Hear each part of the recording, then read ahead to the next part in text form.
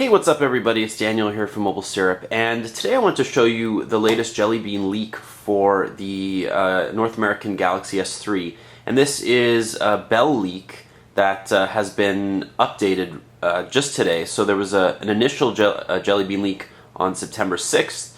This one is now available September 11th.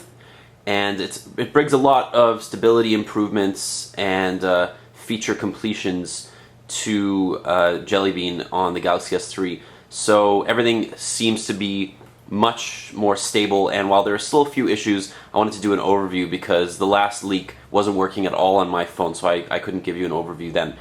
Anyway, let's jump right in. So you can see here, the lock screen now has 5 shortcuts as opposed to 4. This is also coming to the Galaxy Note 2, and I think this is a nice little feature. The icons are a little bit smaller, and obviously you can edit them, but that's a nice feature that we've seen as well. Now in the drop-down menu, obviously this is Jelly Bean, so we have the ability to hide notifications and expand them using a 2-finger gesture. So you can see there I'm making the email preview come and go, and if I get rid of this here, this will automatically expand, and then I can hide it just like that.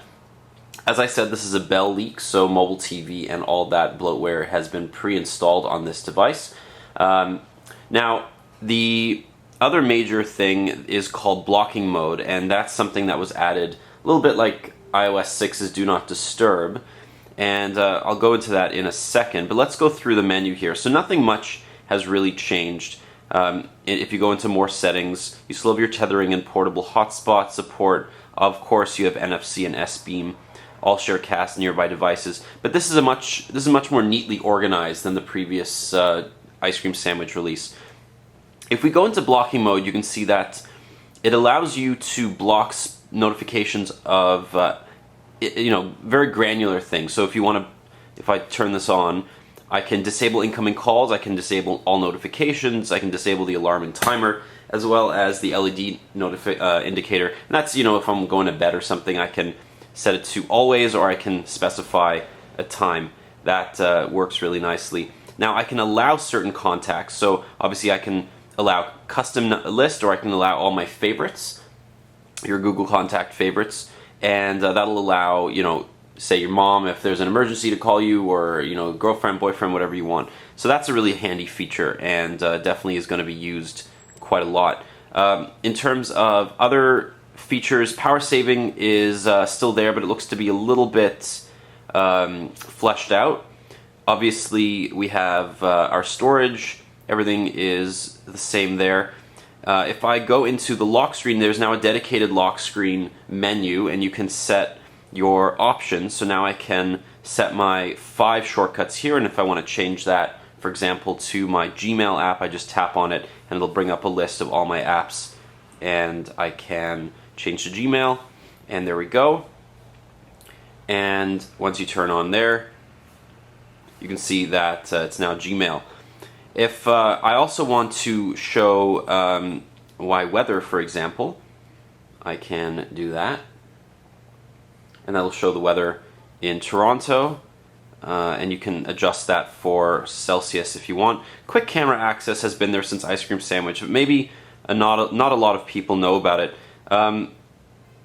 But this is interesting, the wake up and lock screen. So it unlocks using a wake up command when swipe or motion lock is enabled, and you can, besides using S-Voice, which was there in Ice Cream Sandwich, you can now have it specify an actual action. So, for example, if I want to start playing music, I can. Then say the word or phrase you want to use as the wake up command 4 times. And then I'll say something like, "Play music. Play music. Play music. Play music." Alright, so that's part of S-Voice. Play music. And there you go, it goes right into the music app. So that's a nice handy feature. And if you look at the This is TouchWiz. It hasn't been really improved or changed very much, but what has been improved is the folder creation ability. So before, you'd have to go like this, and you'd have to create folder, and you have to name the folder, blah blah blah. Now what you can do is you can hold down, you can press an app and drag it up to create folder, name it, and there you go. And now it's there, and you can drag other icons in there. We're not sure exactly why Samsung chose not to go with the default ice cream sandwich ability to drag apps on top of each other. I think it has something to do with the motion enabled feature here, so you can drag icons between the screens using the accelerometer. Now, as you can see, this has definitely been buttered, and what I mean by that is Project Butter improves the overall performance of ice cream from Ice Cream Sandwich in Jelly Bean, and everything runs a little bit smoother. This is really smooth, and I'm really impressed with the overall performance. Now, if we go into the app drawer, you can see nothing much has changed here. It looks very similar. This leak brings a few Bell apps, including Tunes and Apps. There's mobile TV and Bell's PVR, for example. So you're still going to get that, those value-added apps that you can disable if you want, or if you're rooted, you can always just delete them using Titanium Backup. Now, anything else that has been added, I haven't been able to take a look at, but overall, I think that Jelly Bean is going to be a really nice improvement.